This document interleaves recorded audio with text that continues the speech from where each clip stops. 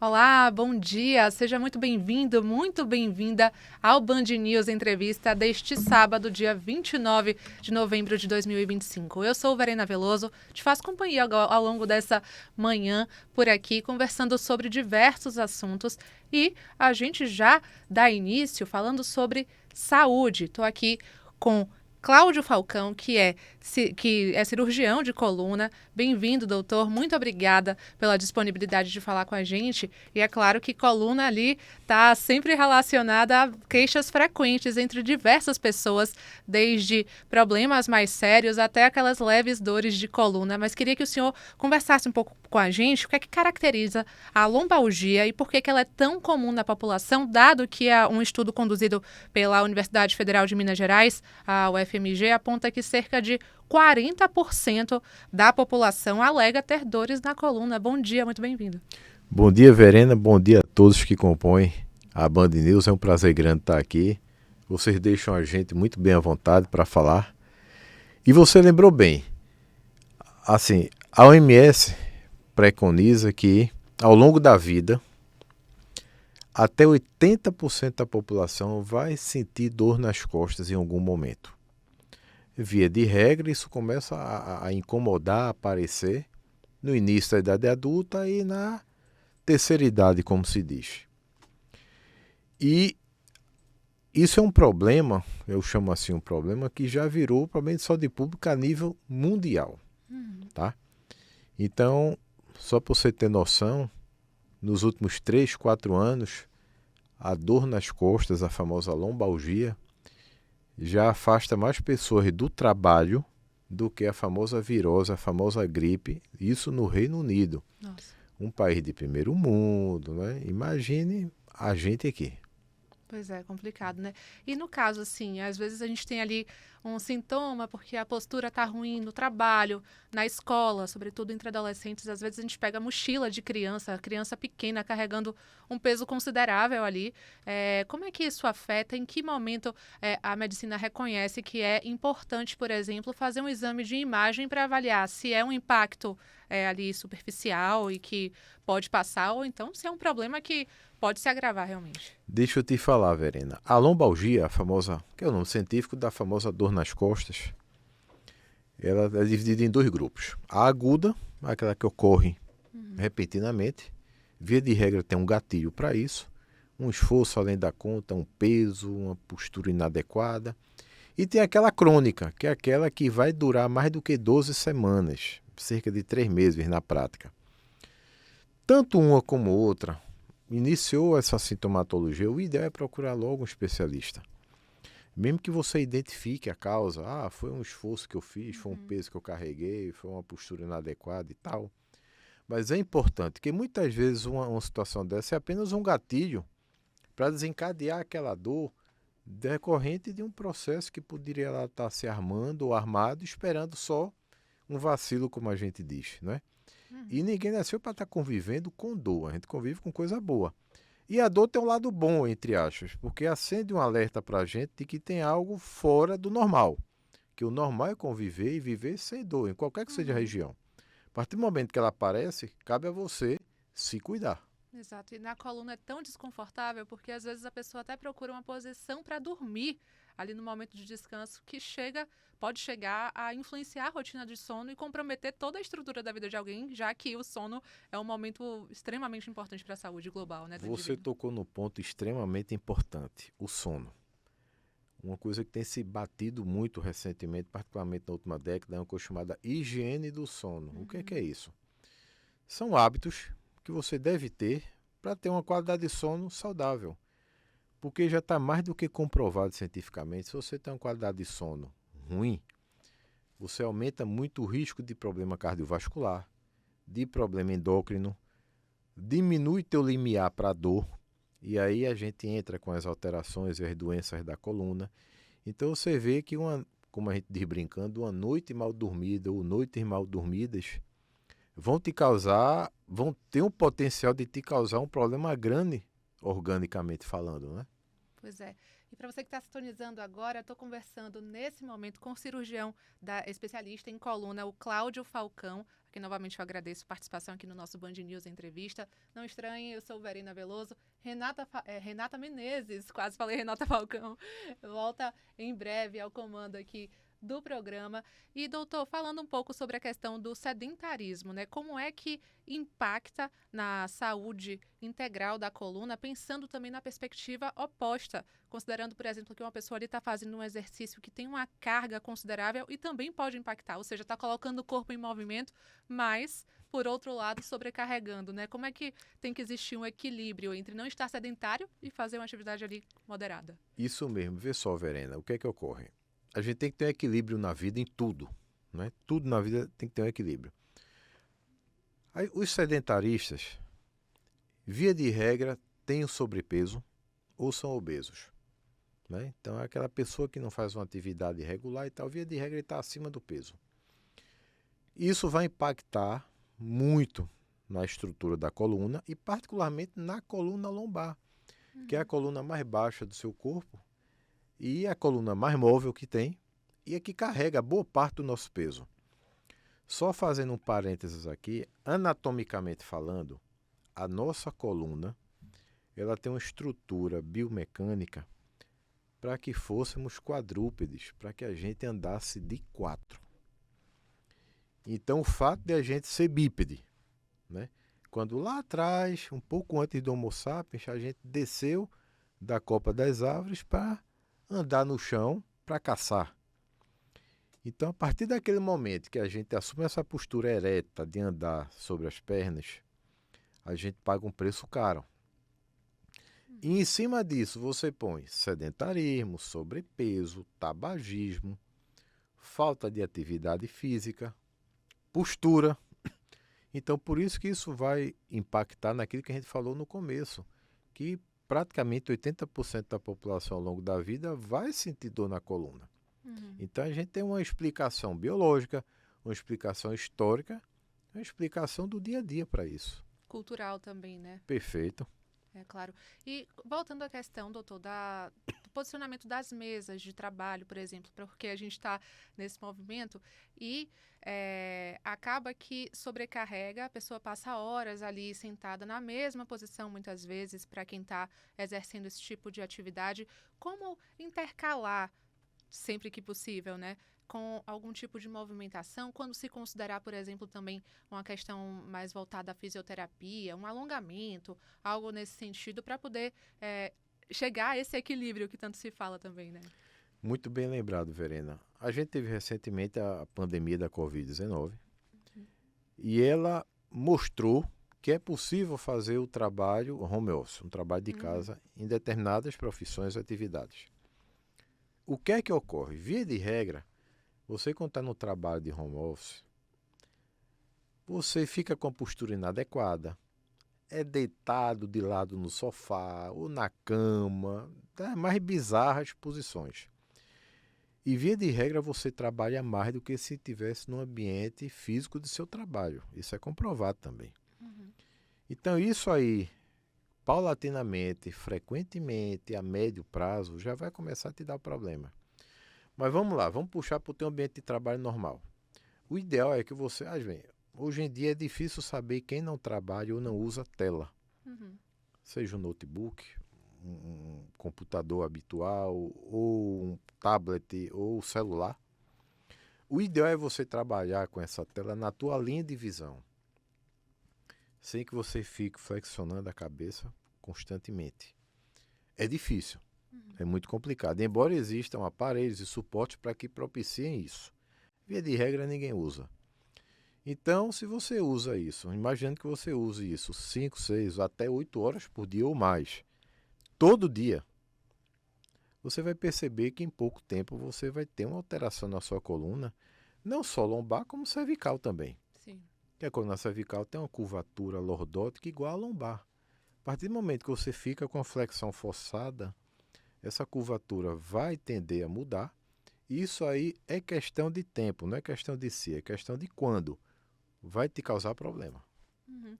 Agora, estou pensando aqui, por exemplo, doutor, se uma pessoa chega ao ponto de desenvolver, se eu posso chamar assim, um problema de coluna.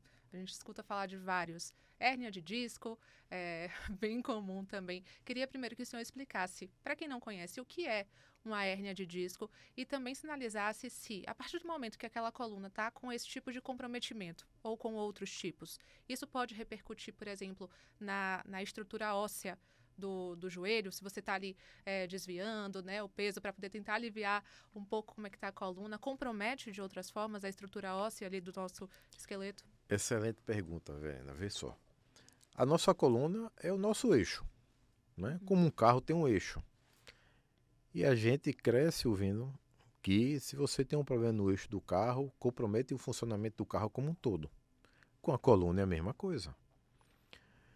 Então, assim, na coluna é uma estrutura muito complexa, tem várias vértebras, e entre uma vértebra e outra existe um disco, que é como se fosse um amortecimento, um amortecedor natural da coluna. Gradativamente esse disco vai se degenerando. A gente pode acelerar isso. Mas ele vai degenerando, ele vai desidratando, perdendo altura, fica mais rígido. Então ele começa a perder a função. E outras áreas da coluna vão tentando fazer aquela função que não são delas. Então você vê a cascata que vai criando. Essa parte externa desse disco, desse amortecedor, ela é mais rígida. A parte interna é mais móvel, mais gelatinosa. Com a degeneração, com o desgaste, a parte externa tende a criar rachões, fissuras. E o conteúdo interno, que é mais gelatinoso, vai sair por aquela área que não tem resistência. Aí está formada a famosa hérnia de disco. Hérnia é o quê? É sair do local e de disco porque é do disco da coluna. Só que quando esse conteúdo hernia que sai, ele vai se deparar com um canal medular onde passa a medula e saem os nervos em cada lado. Então ele vai impactar direto no nervo desse saindo. Cria uma reação inflamatória grande ao redor do nervo que não foi feito para estar sendo tocado, comprimido, angustiado. É a famosa dor ciática, aquela dor que desce na perna, que quem já teve ou passou por isso sabe o que eu estou falando. É uma dor que se você pudesse, você cortava a perna porque é muito violento, mexe com qualidade de vida, mexe funcionalmente. E a partir do momento que você tem uma limitação para o uso daquela perna, daquele membro, você vai sobrecarregar o outro involuntariamente. E aí, você dando essa carga a mais, pode vir causar problema no joelho, no tornozelo, no quadril. Então você vê que uma coisa sai puxando a outra, impacta na outra. Uhum. E doutor, pensando também na questão, retomando o uso de telas. E aí, para quem tem criança em casa, né, às vezes precisa ali, né, recorrer a essa alternativa, se também posso chamar assim, é um debate à parte esse, né, o uso de tela, mas a questão do posicionamento da coluna e também de como a criança, o jovem, está usando aquele dispositivo. Vou pegar aqui meu celular para você que está acompanhando a gente pelo YouTube e a pessoa fica assim, com o pescoço mais curvado para baixo, sobretudo criança que está ali naquela formação, desenvolvimento ósseo também acontecendo. Como é que a medicina, a ciência tem enxergado esse movimento que tem um atravessamento cultural também, né, das necessidades e do acompanhamento ali dessa revolução, né, tecnológica, mas como é que isso pode impactar, inclusive, em problemas dessa criança na velhice, né, no envelhecimento dela? Muito bem lembrado, Verena. Veja só, a gente sabe, você falou bem desse boom da tecnologia. Eu falo isso há anos. A tecnologia veio para nos ajudar, mas a gente não pode ser refém dela. É bem diferente, a gente não pode ser refém. O uso de telas em crianças e adolescentes já é uma realidade, já faz alguns anos, mas a gente tem que saber usar, tem que ser usado com parcimônia. Então tem que limitar diariamente a quantidade de horas que vai se usar aquela tela. Eu não vou nem entrar no método da questão filosófica, teórica da coisa. Eu vou falar exclusivamente da coluna. Porque se você fica horas usando aquela tela diariamente, com essa cabeça forçada, como você mostrou aqui, essa criança vai desenvolver problema na coluna também de uma forma extremamente precoce. Não que vai ocorrer em 100% dos casos, não, porque medicina é uma ciência inexata, mas vai ocorrer em algum momento, na grande maioria. Vai começar a se queixar de dor no pescoço, de torcicolo, de dor no meio das costas. Então tem que ter essa limitação, até porque na criança e no adolescente, a estrutura anatômica da coluna, tanto óssea como ligamentar, como as partes moles da coluna, ainda não estão 100% formadas, desenvolvidas, melhor falando. Então, assim, se você nessa transição de desenvolvimento já começa a ter posturas extremamente viciosas, ele vai se tornar um adulto, vai começar a vida adulta com a postura viciosa na coluna. Então você sabe onde é que isso vai terminar. Eu até fiz uma analogia interessante no meu Instagram recentemente, num vídeo que eu gravei aqui, fazendo analogia com o elevador Lacerda, aqui em Salvador. Ele une a cidade alta à cidade baixa. Então ele é a coluna, ele é o pilar de sustentação ali. Então, se tem qualquer avaria ali, você vê que causa transtorno na cidade alta, bem como na cidade baixa. Então, isso é a coluna. Quando você tem um transtorno no nosso eixo, você vai impactar outras alterações em outros segmentos do corpo com toda certeza. É isso. Então fica sempre o alerta, se puder prestar atenção na sua postura no dia a dia, é algo que vai fazer diferença na sua saúde aí durante os anos que você tiver de vida para frente. Doutor Cláudio Falcão, muito obrigada pela disponibilidade de conversar com a gente aqui. Muito obrigado, Verena. Obrigado a todos da Band News. É um prazer grande. A gente se sente bem à vontade aqui. E esse bate-papo da gente é muito importante porque são dicas simples que a gente consegue muitas vezes aliviar ou ajudar alguém dentro de casa, um vizinho, um parente, um ambiente de trabalho. Facilita muito. Maravilha. O Band News Entrevista vai para um rápido intervalo. A gente volta daqui a pouco, não sai daí não.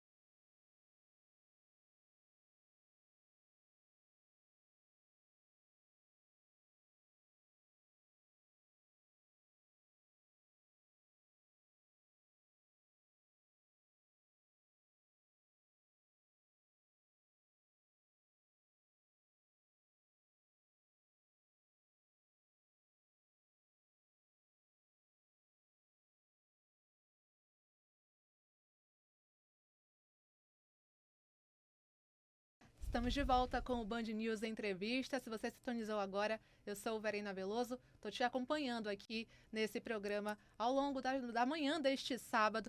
E a gente volta falando ainda de saúde. No bloco anterior, você acompanhou também especialista em coluna, falando sobre os problemas, né, nessa região do corpo. E agora a gente muda de tema para receber a neurologista Maria Clara Carvalho, a quem eu agradeço a participação aqui com a gente, falar um pouquinho sobre a enxaqueca, doutora, principalmente considerando que a Organização Mundial da Saúde estima que cerca de 15% da população sofre com enxaqueca. Queria que a senhora detalhasse um pouco mais os sintomas mais comuns, como é que diferencia de uma dor de cabeça comum e como a medicina avalia ali clinicamente para definir, olha, esse paciente tem enxaqueca e precisa de um outro tipo de intervenção, por gentileza.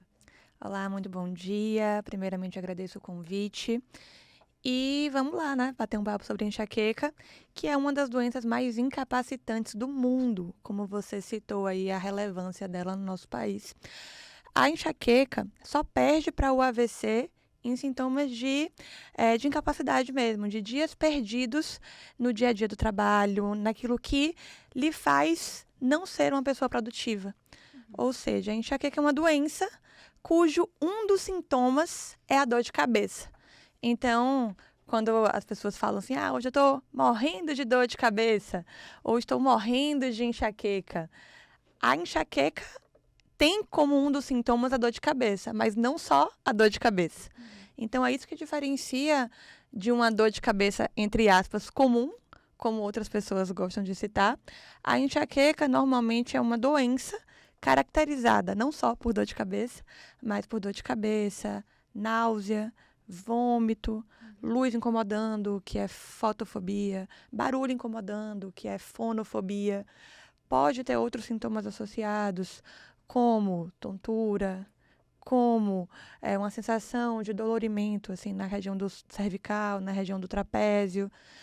E, normalmente, traz no dia a dia daquelas pessoas, né, grande prejuízo. Porque quem tem esses sintomas com certa frequência não consegue ser a mesma pessoa de antes. Gosto de falar assim.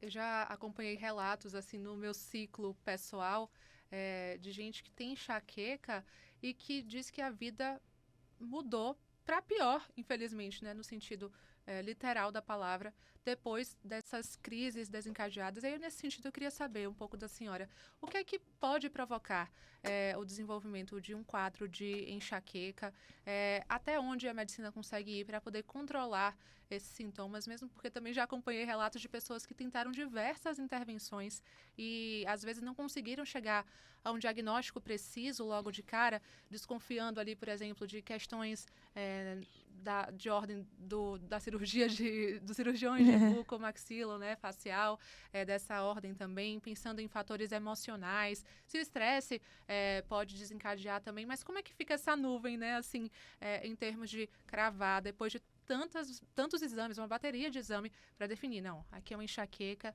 de qual fundo, né, que ela é e tal, como é que a medicina entende? Quando a gente fala de enxaqueca, a gente não precisaria de nenhum exame. O diagnóstico da enxaqueca é clínico, baseado nos sintomas daquela paciente, ou seja, se tem dor de cabeça com predominância de um lado da cabeça em relação ao outro, se essa dor de cabeça tem associado a náusea, vômito, luz incomodando, barulho incomodando, eu não precisaria de nenhum outro exame complementar para definir que é uma enxaqueca, digamos assim. Não necessariamente precisa completar todos os critérios. Às vezes, aquela paciente preenche alguns dos critérios e a gente já pode dar o diagnóstico de enxaqueca. O exame complementar seria quando a gente tem algum sinal de alarme para aquela dor de cabeça. Ou seja, se for uma dor de cabeça que chegou à máxima intensidade em menos de 1 minuto, isso é um sinal de alarme. Se eu estou falando de uma dor de cabeça numa paciente que tem histórico de câncer, isso é um outro sinal de alarme. Se é a pior dor de cabeça da vida, uma mudança de padrão, isso é outro sinal de alarme. Aí sim, eu precisaria de um exame complementar. Mas na grande maioria das vezes, eu não preciso de nenhum exame para dar o diagnóstico de enxaqueca. E muitas vezes, o tratamento é atrasado por uma falta de um diagnóstico preciso por um médico com a competência para dizer, não, isso é enxaqueca e vamos iniciar um tratamento voltado para enxaqueca. Hoje a medicina já avançou muito e existe um leque de possibilidades de tratamento de enxaqueca, desde medicamentos orais, desde opções injetáveis, como toxina botulínica, como anticorpo monoclonal, como bloqueios, que podem ser utilizados ali como ferramentas que auxiliam no tratamento daquela dor de cabeça ou daquela enxaqueca, mas que muitas vezes o paciente fica perdido porque outras pessoas acabam julgando a causa daquela dor de cabeça, né? Ah, isso é apenas por conta da sua alimentação, ou isso está relacionado apenas à sua postura. Ah, com certeza isso é do pescoço. Então, são diversas opiniões que muitas vezes acabam atrasando o diagnóstico da doença enxaqueca, cujo um dos sintomas é a dor de cabeça, e aquele paciente fica sem um tratamento direcionado para melhorar aquela sintomatologia, né, que tanto prejudica a sua qualidade de vida. Então, se eu posso dar um conselho para quem está ouvindo a gente, busque um diagnóstico correto para que seja definido o melhor tratamento para o seu caso. Existem diversas opções de tratamento, mas a gente precisa saber qual o melhor tratamento que se encaixa para você. Nisso, a gente vai levar em conta diversos fatores, como é a sua qualidade de sono, qual é seu peso naquele momento, se você precisa perder peso, ganhar peso, digamos assim.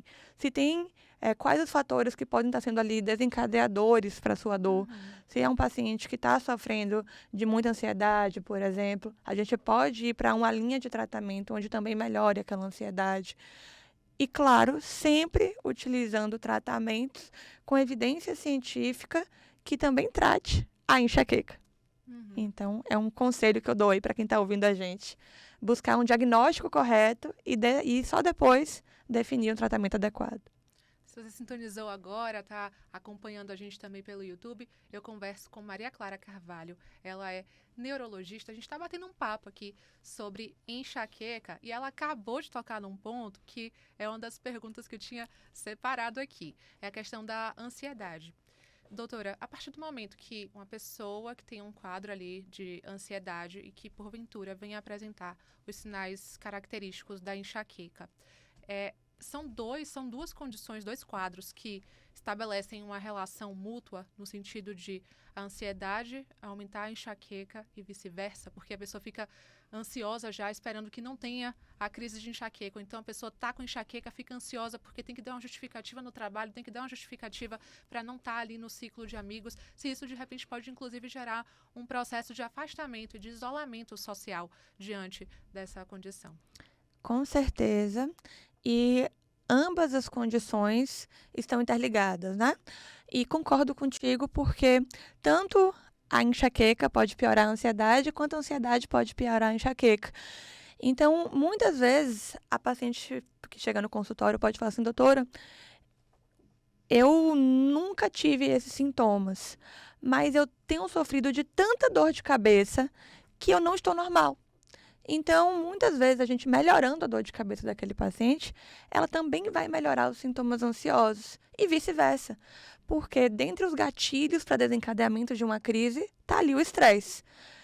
Para quem está sintonizando agora, a enxaqueca é uma doença crônica, genética, que muitas vezes vai existir independente dos gatilhos. Mas momentos da nossa vida podem piorar nossa frequência de crises, por exemplo. E cada pessoa tem seu gatilho. Então, situações de estresse pode ser um gatilho. Alguns alimentos podem ser gatilho, individuais para cada pessoa. Não adianta chegar no consultório ou pegar e cortar tudo daquele paciente, que não vai adiantar, porque nem tudo é gatilho para dor de cabeça daquele paciente. Pode deixar até mais inconformado com a situação. Exatamente. Né? Eu quero melhorar a qualidade de vida do meu paciente e não restringir a ele a tudo que vai piorar a qualidade de vida em vez de melhorar. Então, eu gosto de falar isso para o meu paciente. Eu vou fazer a minha parte, você faz a sua, no caso de seguir minhas recomendações, mas eu não quero que sua qualidade de vida piore. Se eu colocar uma medicação e essa medicação te promover um efeito colateral que sua qualidade de vida esteja pior por conta deste remédio, eu não quero que você use. A gente vai precisar adequar o seu tratamento a algo que você consiga adequar, né? Consiga utilizar e que a frequência e a intensidade das suas dores de cabeça melhore. Então, é um trabalho que não vai ser de um momento. A gente precisa acompanhar, inclusive, como ele vai ficar a partir dali. Doutora, pensando também na questão da infância, às vezes fica difícil para a criança definir e explicar o que está sentindo. A enxaqueca é um quadro comum de se apresentar na infância? Se sim, como entender ali a família, né? Para, de repente, até buscar a indicação adequada, né, de qual tratamento seguir, qual abordagem seguir, pensando que a criança não está conseguindo definir exatamente o que é que está sentindo, né? Exatamente. É mais comum o início na adolescência, mas pode acontecer desde a infância. E muitas vezes o diagnóstico é atrasado na infância, porque sempre fica sendo atribuída a outras questões daquela dor de cabeça. Ah, deve ser uma virose. Ah, deve ser uma sinusite de repetição. Ah, é birra daquela criança. E muitas vezes a gente pode estar contribuindo com a cronificação da dor daquela criança pela ausência de um tratamento adequado. Então, eu gosto de exemplificar isso para os meus pacientes, porque um dos principais fatores de risco para uma dor crônica é uma dor aguda maltratada. Então, quando a gente não valoriza aquela dor, e é muito comum a gente não valorizar a queixa de uma criança, a gente pode estar ali criando mecanismos, inclusive, no cérebro daquela criança que vão promover uma dor crônica. Então, o quanto antes a gente tratar, antes dela virar crônica, maiores são as chances de sucesso de um bom tratamento. Então, hoje eu tenho pacientes adultas que me falam, doutora, eu lembro de pequena, criança, eu me queixando de dor todos os dias e ninguém valorizava. E hoje é um adulto, né, que tem uma dificuldade maior de tratar aquela dor de cabeça. Isso eu falo para qualquer tipo de dor. A gente está falando de enxaqueca, mas se eu estiver falando de uma fibromialgia, por exemplo, quando a gente resgata o histórico lá atrás, a gente vai ver que ela tem dor desde a infância e que muitas vezes foi subjugada, né? E na infância, muitas vezes, os outros sintomas da enxaqueca podem vir mascarados. Por exemplo, uma criança que enjoa muito em carro, que tem muita tontura associada, e junto tem a dor de cabeça, né? Tudo ali são fatores de risco, inclusive, assim, para a gente pensar numa enxaqueca. E se a gente tem um histórico genético na família, uma mãe com enxaqueca, uma tia com enxaqueca, uma irmã mais velha com enxaqueca, a gente já tem que levantar uma pulguinha atrás da orelha, porque a gente não pode, né, deixar aquela dor assim despercebida. E no caso de uma cronificação da enxaqueca, o que é que a medicina tem apresentado em termos de esperança para esses pacientes, para os familiares também, amigos que estão ali fazendo parte dessa rede de apoio? Afinal de contas, não é uma doença fácil de lidar, né? A senhora mesmo mencionou no início da nossa entrevista que é uma das principais causas de incapacidade registradas em todo o mundo. Então, assim, como é que a medicina tem entendido? A senhora mencionou a toxina botulínica, até que ponto algo mais acessível até em termos de custo, preço, né? Custo, realmente, né? As pessoas podem procurar e sentir, nossa, eu vou conseguir ter um respiro da enxaqueca e ela não vai estar ali perseguindo, me atrapalhando nas minhas atividades cotidianas também. Até uns anos atrás, nós utilizávamos medicamentos que foram criados para outros fins para tratar enxaqueca. Não baseado na nossa cabeça, mas baseado em estudos que viram que essas medicações tratavam enxaqueca e, inclusive, a enxaqueca crônica. Quando eu falo de enxaqueca crônica, só para quem está sintonizando agora, eu falo de pacientes que estão ali com dor há mais de 3 meses. Que, se a gente bota assim na população que está nos ouvindo, vamos encontrar assim muita gente, né, que se enquadra com enxaqueca crônica. E que hoje eu posso falar assim que existe um leque de possibilidades de custos variados. Sim. Desde medicações que dão no posto de saúde até tratamentos mais caros, como a gente citou, seja ela a toxina botulínica, seja eles o anticorpo monoclonal. Acho que esse você nunca ouviu, né? Não. É, Esse é diferente. perfeito, mas que vende em qualquer farmácia, com prescrição médica, gosto de frisar para quem não está nos ouvindo. Uhum. E a gente sempre tem que colocar na balança, o que você me trouxe, assim, esse questionamento não, mas esse ponto, né? Do custo, muitas vezes, de um tratamento. Isso se a gente falar de um tratamento que seja mais caro do que os outros. Eu sempre gosto de conversar com o paciente, assim, de qual é o verdadeiro custo da sua enxaqueca. Porque muitas vezes a gente não coloca no lápis o quanto a enxaqueca está nos custando. Então, se eu estou falando de um profissional autônomo que, quando não produz, deixa de ganhar, o custo da enxaqueca dele é muito mais do que ele está A pensando. matemática pode não bater, né? A Ali. matemática não bate. Porque se no mês ele fica, digamos, 15 dias sem trabalhar, o quanto de dinheiro ele está perdendo? Sim. Será que não seria melhor ele investir num tratamento, digamos assim, com um preço um pouco mais elevado, mas que se fosse fazer a comparação, ainda seria mais barato do que ele ficar 15 dias sem trabalhar? Fora o processo de qualidade de vida, realmente. Né? Perfeito, porque eu não tô, quando eu falo de estar incapacitado, eu não falo só para trabalho. Muitas vezes ali eu tô mal-humorado em casa, Sim. muitas vezes eu tô respondendo meus filhos, respondendo meu marido de forma ríspida, quando eu não queria fazer isso, inclusive pode até se arrepender de estar fazendo isso, né? Sim. Muitas vezes eu acabo perdendo assim uma relação de trabalho, de fechar um negócio, porque eu não tive paciência para fechar esse negócio, porque eu tô com dor de cabeça. Então, o verdadeiro preço da dor de cabeça, muitas vezes a pessoa não coloca na ponta do lápis. Então, isso aí a gente precisa levar em consideração, não só a mim, quando prescrevo, mas a pessoa que também está almejando uma melhora. Mas, só para assim, acalmar o coração de quem está me ouvindo, existem muitos tratamentos que são fornecidos pelo Sistema Único de Saúde, que são fornecidos pelo convênio de saúde. Sim. Então, calma, dá para a gente tratar independente do custo. É isso. A gente conversou com a Maria Clara Carvalho, que é neurologista, a quem eu agradeço novamente a participação aqui no nosso Band News Entrevista. Doutora, Muito obrigada. a gente vai para um rápido intervalo e volta já já. Segue por aí acompanhando a gente.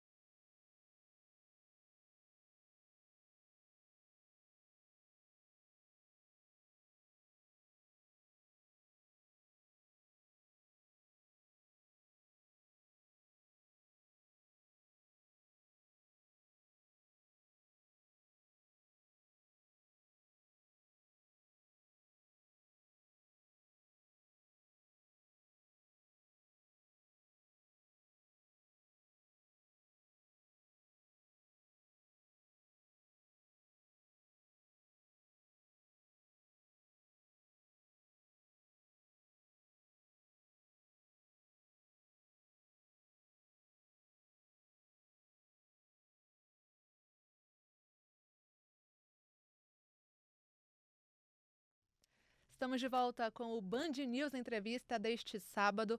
Eu sou Verena Veloso. Se você está acompanhando o programa desde o comecinho, eu já avisei. Renata Menezes está de volta em breve, mas por enquanto hoje estou aqui tocando o barquinho. E nesse bloco a gente tem a honra de receber o Hugo Fernandes, que é sócio fundador do Ecosistema Business. Hugo, bem-vindo. Obrigada pela sua presença aqui no nosso Band News Entrevista. E para a gente começar, o Ecosistema Business tem se apresentado como um movimento transformador, sobretudo aqui na região Nordeste. Eu queria que você explicasse para quem está nos acompanhando, quem não conhece ainda, na essência, o que é que significa esse movimento, qual a importância dele e quais questões ele vem combatendo, né? E resolvendo, melhor dizendo. Perfeito. Verena, muito obrigado pela oportunidade de estar aqui e falar um pouco a respeito do ecossistema. Vamos lá. O ecossistema é justamente esse movimento, né, empresarial que tem como objetivo transformar a cultura empresarial no nosso Nordeste.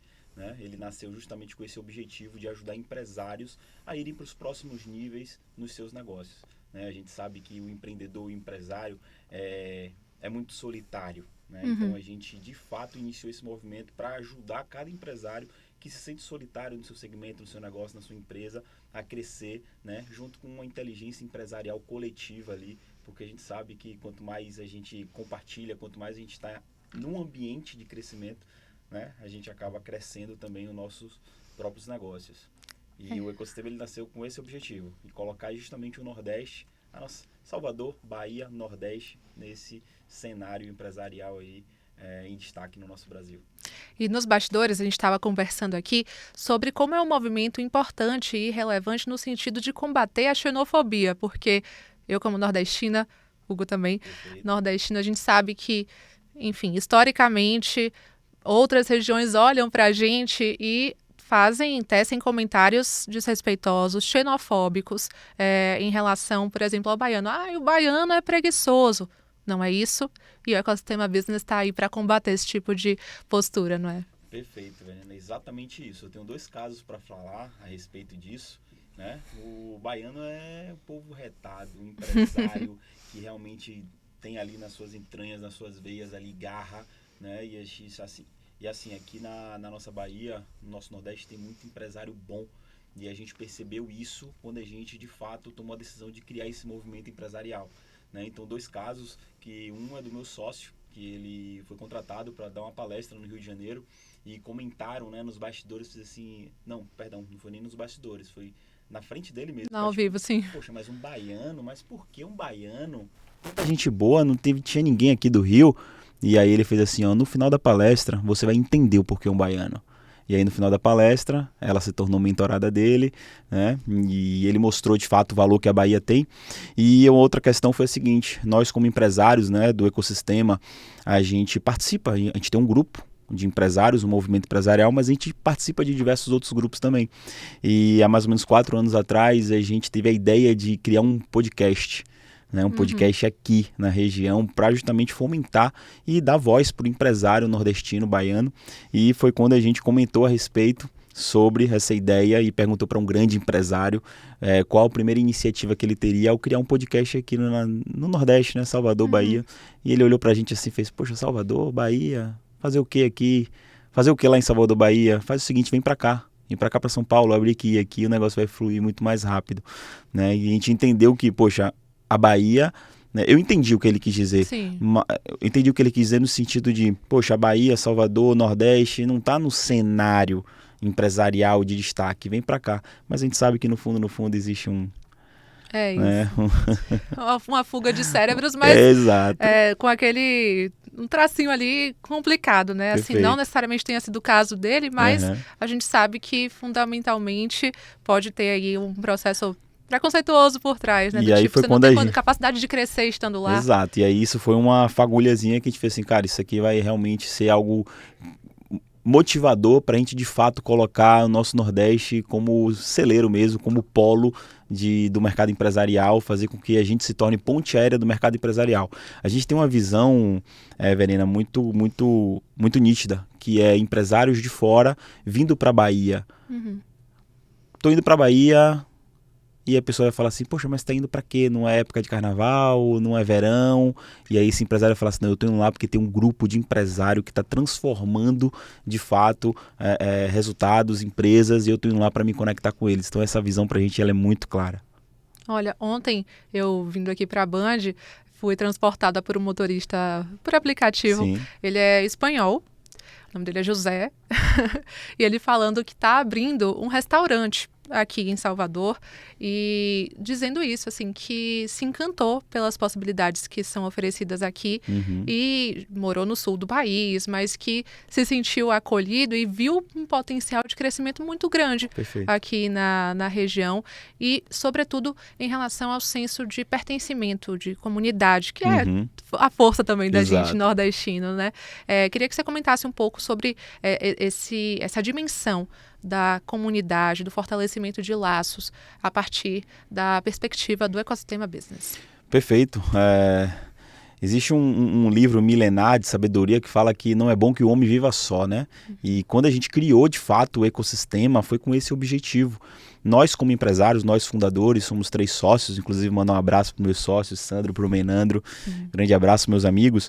Foi quando a gente quis ir para o próximo nível nos nossos negócios, nas nossas empresas, e a gente olhou para o lado, para o outro aqui, a gente não encontrou um movimento, de fato uma cultura empresarial para que a gente pudesse se conectar e crescermos juntos, né, como movimento, né, como grupos de empresários. E aí foi quando a gente começou a frequentar ambientes fora daqui e resolveu voltar e falar assim, a gente precisa criar esse movimento e essa cultura no nosso Nordeste, né? Inicialmente a Salvador, Bahia, hoje a nossa comunicação é de fato transformar o ecossistema no maior movimento empresarial do Nordeste, né? Esse é o nosso objetivo, dar voz para o empresário baiano, e a gente iniciou através de um podcast, né? A gente tem um podcast, o Ecossistema, e a gente entrevistando os convidados, a gente colocava na mesa a ideia do movimento e todos falaram, cara, é muito importante, eu preciso estar inserido em ambientes como esse, eu preciso estar conectado.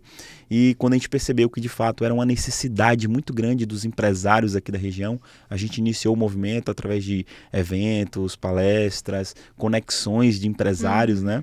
E aí foi quando nasceu de fato o movimento, a gente está aí indo para o seu 2º ano do movimento, e aí hoje a gente para e pergunta para os empresários a importância deles estarem aqui dentro, em vários empresários renovando suas anuidades aqui, porque eles falam, cara, eu me senti, antes do ecossistema eu me sentia muito sozinho, hoje eu me sinto de fato fazendo parte de um movimento, fazendo parte de uma rede mesmo, colaborativa, de empresários que trocam inteligência empresarial. Sim. Então